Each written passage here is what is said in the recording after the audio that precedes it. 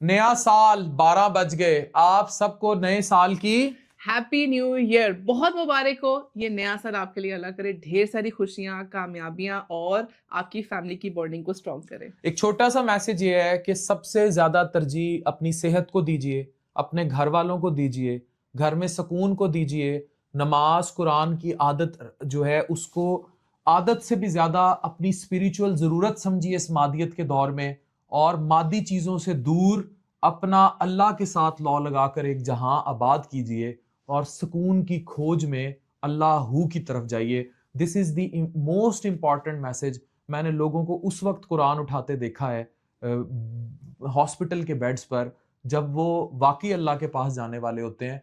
तो अगर अल्लाह दिल में बसाना है और अल्लाह का विर्द करना है तो प्लीज मादियत की दुनिया से दूर सुकून की दुनिया बसाइए। बिल्कुल ऐसा ही है। सो इस साल आपके लिए ढेर सारी ख्वाहिशें, and new year brings new opportunities. हर रात के बाद सुबह होती है, तो हर साल जो गुजर गया उसके बाद एक नया साल आता है। नए साल के साथ न्यू होप्स, न्यू जोश, और इसके अलावा सबसे इम्पोर्टेंट, इर्द गिर्द के नेगेटिव लोगों को आइडेंटिफाई करके दूर करें और सिर्फ पॉजिटिव लोगों के साथ आगे बढ़ें। नया साल मुबारक।